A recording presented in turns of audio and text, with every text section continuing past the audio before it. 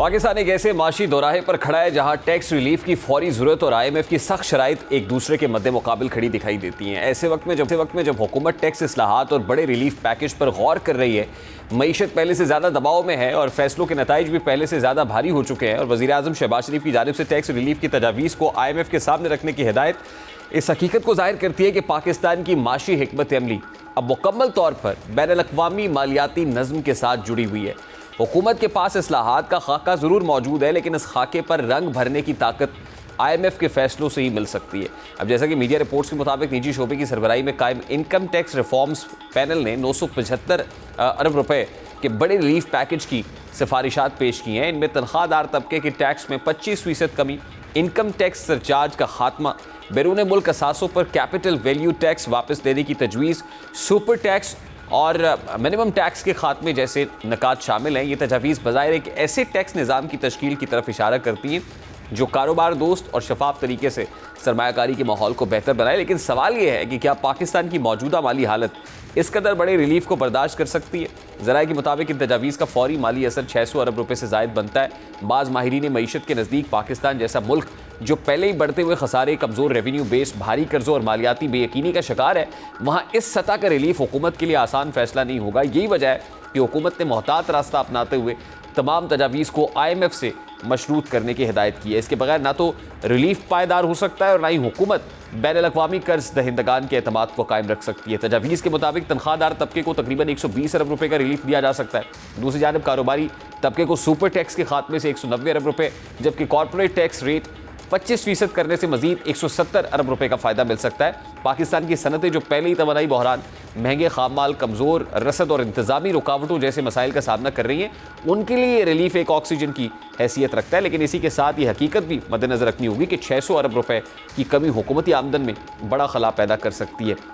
यह असल सवाल और ज़्यादा अहम हो जाता है कि क्या IMF वाकई इस भारी रिलीफ को मंजूर कर सकेगा। इस वक्त माहिर इक्तिसादी अमूर शकील रामे साहब ने इस पर उनसे बात करते हैं। अस्सलाम वालेकुम रामे साहब, बहुत बहुत शुक्रिया आपके वक्त के लिए। एक तरफ तो हुकूमत कोई 600 अरब रुपए का ये जो रिलीफ देना चाहती है और फिर इसको मशरूत कर रही है IMF के साथ, is it just an I wash कि हुकूमत बताना चाहती है कि हम तो एक स्पेस क्रिएट करना चाहते हैं, लेकिन क्या करें कि हाथ बंधे हुए हैं, IMF इजाज़त नहीं दे रहा है। देखें, पहले तो हमें ये देखना है कि क्या इस रिलीफ की कोई फादियत होगी, फिर हम IMF के क्वेश्चन की तरफ चलते हैं। जी एक चीज़ बड़ी बुनियादी है कि जब तक आप अपनी प्रोडक्शन बेस को नहीं एक्सपेंड करते या स्ट्रेंथन करते, तब तक आपका कोई जो अमल है वो इकानमी की रिवाइवल में फ़ायदेमंद नहीं होता। अगर तो ये जो रिलीफ हम बात कर रहे हैं, ये एक इकनॉमिक एक्टिविटीज़ जनरेट करेगा पाकिस्तान में। जिस तरह आपने बात की सुपर टैक्स को ख़त्म करें, तो क्या उसके बाद इकनॉमिक एक्टिविटी जनरेट होगी? या कॉर्पोरेट टैक्स को हम उस पर जाकर इंडस्ट्री में कम करें तो क्या इकनॉमिक एक्टिविटी जनरेट होगी? अगर तो यानी कि इकनॉमिक की बात करें तो उसमें एक एक्टिविटी जनरेट होने की बात होती है। सुपर टैक्स मोस्टली हम देखा था बैंकों पे था या इस तरह के फाइनेंशियल इंस्टीट्यूशंस पे था, उस पर मुझे इतना नहीं लगता। जहाँ तक एक्टिविटीज़ का तल्लक अगर होती है तो हुकूमत को ये बिल्कुल लेना चाहिए स्टेप। मगर दूसरी बात आपने बात की कि क्या ये इसको IMF इजाज़त देगी। देखें, जब हुकूमत ने कोई काम करना होता है तो फिर इनको IMF के साथ बड़ी डील करनी आती है। आपने देखा होगा रिसेंटली कि जब इन्होंने अपनी तनख्वाहें बढ़ानी थी या इन्होंने दूसरी मराहत को बढ़ाना था, तो वहाँ पर IMF ने शायद कुछ नहीं कहा। इन्होंने यानी कि 100 के हिसाब से गाड़ियाँ खरीद लीं, वहाँ IMF ने कुछ नहीं कहा। जहाँ के ट्रस्टी में या हालांकि सारे जो ऑस्ट्रेलिया के मैयर से या जिस बात बचत की जो बातें हो रही थी वो सारी की सारी वहाँ हो रही थी, उसके बावजूद इन्होंने सारे काम ये कर लिए। मगर एक चीज़ और है, जैसा पहले बात की कि इकनॉमिक एक्टिविटी जनरेट करेगी, तो दूसरी बात यह क्या सिर्फ यानी कि स्लैब्स को कम करने से फ़ायदा होगा या टैक्स निज़ाम को रिफाइन करने से फ़ायदा होगा?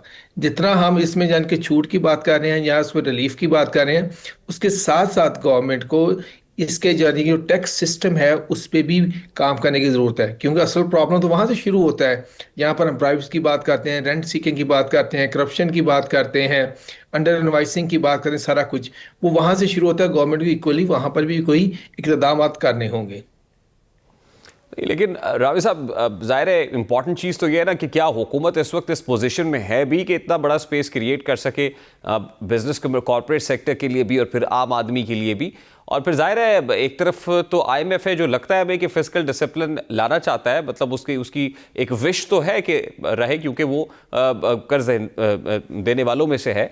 तो क्या, और फिर हाल ही में एक रिपोर्ट भी आई जो करप्शन से मुताल्लिक थी, बड़ी होशरुबा थी, तो क्या ये मुतहम्मिल हो सकता है पाकिस्तान इस पैराए में? देखिए, ये एक ऐसी चीज़ है जो करनी पड़ेगी, इकोनॉमिक एक्टिविटीज़ को आपको करना पड़ेगा बूस्ट। इसके अलावा आप जो भी कर लें, इकोनॉमिक सिचुएशन वर्स से वर्स होती जाएगी। कोई भी जो मुल्क होता है ना, अगर हम बात करेंगे सिर्फ टैक्स कलेक्ट करके कंट्री चला लेंगे, दुनिया में कोई भी जो मुल्क होता है वो टैक्स पे नहीं चलता अकेले। उसका जो नॉन टैक्स रेवेन्यू होता है वो इक्वली इंपॉर्टेंट है।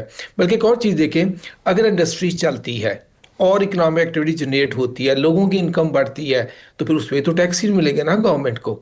या जिस तरह बात करते हैं जो एक्सपोर्ट बढ़ती है उस पर भी गवर्नमेंट को टैक्स मिलेगा, प्रोडक्शन बढ़ती है उस पर भी टैक्स मिलेगा। जो बात करते हैं जितना कम होगा तो क्या उसको कर सकते हैं, वो होगा।